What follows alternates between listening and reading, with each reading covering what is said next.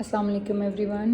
आज का जो हमारा टॉपिक है वो है फॉर्मेशन ऑफ इंटायरम गवर्नमेंट। ठीक है, मतलब कि अबूरी हुकूमत की तश्कील। हमने इस चीज़ में ये डिस्कस करना है। इंटायरम गवर्नमेंट के फॉर्मेशन का जो टाइम पीरियड आ जाता है बेटा, वो आ जाता है 1946 से 47 तक। सबसे पहले हम बैकग्राउंड की बात करते हैं। जब हमें पता है जब हमारे पास वर्ल्ड वॉर सेकेंड स्टार्ट होती है, इसका ड्यूरेशन 1939 से लेके 1945, तो ब्रिटिश टोटली इंगेज होते हैं वर्ल्ड वॉर सेकेंड में।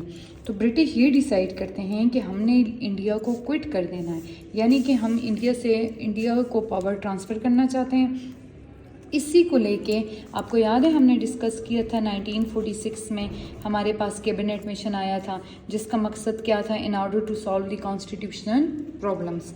हमने एक कैबिनेट मिशन भी भेजा, वो ये डिस्कस करना चाहता था कि हमने पावर्स को कैसे ट्रांसफ़र करना है। अब हम एक मिशन जो हमारा मिशन ये होता है कि हमने इंटायरम गवर्नमेंट की फॉर्मेशन करनी है। ठीक है, तो हमने सबसे पहले इसमें क्या स्टडी किया, हमने कहा कि वर्ल्ड वॉर सेकेंड जब होती है तो हमारे पास ये डिसाइड किया जाता है कि हम इंडिया को कैसे क्या करें, क्विट करें।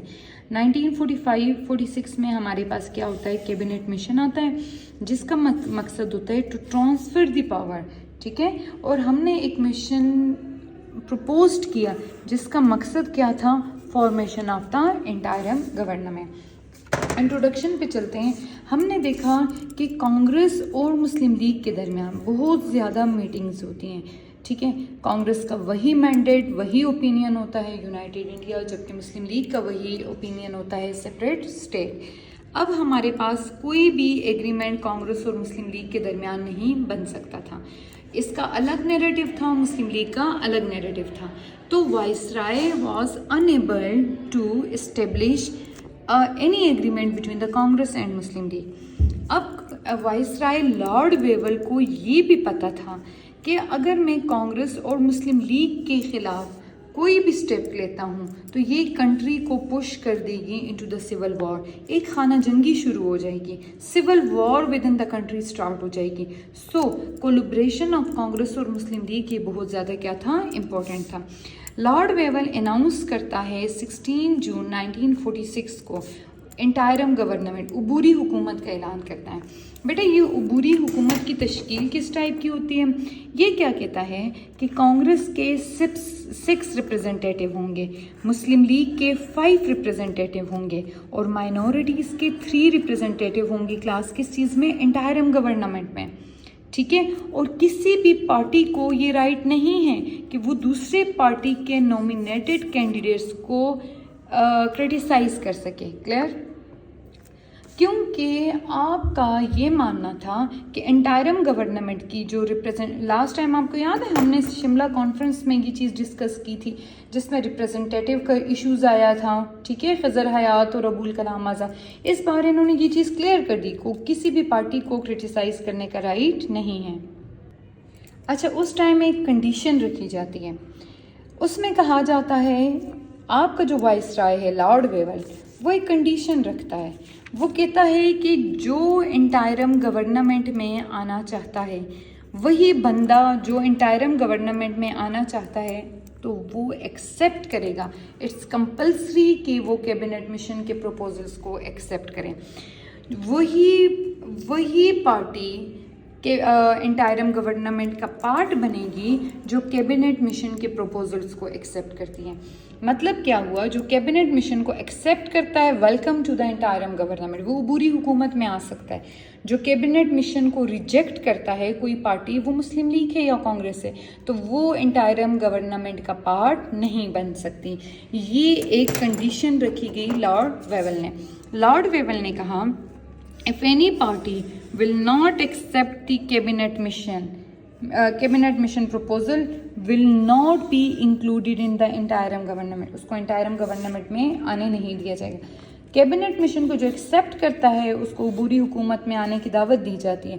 जो कैबिनेट मिशन की तजावीज़ को रिजेक्ट करता है will not be included in the interim government.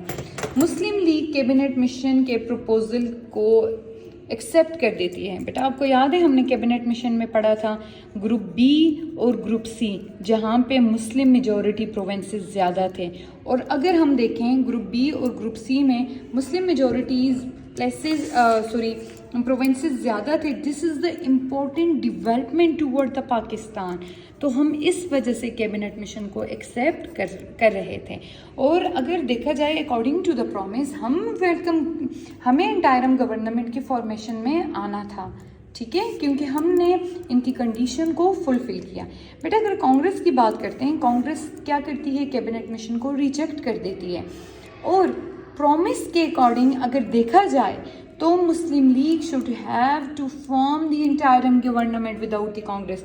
क्यों? क्योंकि कांग्रेस ने कैबिनेट मिशन को रिजेक्ट कर दिया था। बेटा हमारे साथ उधर अनजस्टिस ये होता है कि कांग्रेस जो पार्टी रिजेक्ट कर देती है कैबिनेट मिशन को, तो कंडीशन के मुताबिक उसको इंटायरम गवर्नमेंट में नहीं आना चाहिए। लेकिन कांग्रेस ब्रिटिश उस टाइम क्या कहती है कि हम without the cooperation of Congress कुछ भी नहीं कर सकते। आप इनवाइट करते हैं कांग्रेस के लीडर को, ठीक है, और उनसे कहा जाता है कि आप इंटायरम गवर्नमेंट में आए। और मुस्लिम लीग इस चीज़ से बहुत ज़्यादा डिसअपॉइंट होती है। कायदे आज़म प्रोटेस्ट करना स्टार्ट हो जाते हैं इनके एटीट्यूड के ख़िलाफ़। कहा जाता है बेटा थाउजेंड्स ऑफ मुस्लिम्स मारे जाते हैं, बहुत ज़्यादा क्यास फैल जाता है मुल्क में, बहुत ज़्यादा खाना जंगी हम कह सकते हैं कि प्रोटेस्ट, ये स्ट्राइक्स, मुस्लिम्स बहुत अरेस्ट हो जाते हैं, मुस्लिम्स की डेथ हो जाती है, जिसकी वजह से मुल्क में एक पूरा क्यास फैल जाता है, राइट्स एरप्ट होना शुरू हो जाते हैं। सो मुस्लिम लीग ये चाहती है कि सेफ्टी के लिए या हमारे पास पीस को मेंटेन करने के लिए मुस्लिम लीग इंटायरम गवर्नमेंट में शामिल हो जाती है। मुस्लिम लीग अपने 5 रिप्रेजेंटेटिव की लिस्ट दे देता है। उनमें से लियाकत अली ख़ान, आई चंडीगढ़, जोगिंदर नाथ, सरदार अब्दुल रब और गजनफर, ये 5 रिप्रेजेंटेटिव होते हैं मुस्लिम लीग के, जो मुस्लिम लीग अपने नॉमिनेट कर देती है, ठीक है। अच्छा, मुस्लिम लीग को यही डर होता है कि मुस्लिम लीग के hundreds of lives had been lost, ठीक है। राइट्स होते हैं कलकत्ता में, एक सेक्रेटेरियन टेंशन क्रिएट हो जाती है पूरी कंट्रीज़ में। तो इनमें ये होता है, अब कायदे आज़म ये चाहते हैं कि हम पीस को मेंटेन करें, ठीक है। अच्छा, अब नेहरू भी आपकी government any how interim government की फॉर्मेशन हो जाती है। अब अगर फाइनेंस डिपार्टमेंट की बात करते हैं, मुस्लिम लीग को फाइनेंस डिपार्टमेंट दिया जाता है, जिसे आप वज़ीर ख़जाना या फाइनेंस डिपार्टमेंट मुस्लिम लीग को हैंड ओवर किया जाता है। अब कांग्रेस बहुत जल्दी इस चीज़ को फील कर देती है कि उन्होंने बहुत बड़ी मिस्टेक कर दी है फाइनेंस डिपार्टमेंट मुस्लिम लीग को देकर। आपके फाइनेंस मिनिस्टर लियाकत अली ख़ान, ठीक है। अब ये होता है क्योंकि कांग्रेस जो है वो totally mercy on the ministers of finance, clear. तो ये चीज़ ज़रा कांग्रेस के लिए एक्सेप्टेबल नहीं होती है। अच्छा, अब क्या किया जाता है उस टाइम अगर हम देखें तो कांग्रेस के मुस्लिम लीग के बहुत ज़्यादा जो ये मुस्लिम ऑफिसर्स होते हैं वो मुस्लिम्स को सपोर्ट करते हैं, ये 5 रिप्रेजेंटेटिव को, जिसमें एक आपके पास आ जाते हैं चौधरी मोहम्मद अली, जो बाद में पाकिस्तान के प्राइम मिनिस्टर भी बनते हैं। ये लियाकत अली ख़ान और इन 5 रिप्रेजेंटेटिव को बहुत ज़्यादा सपोर्ट करते हैं।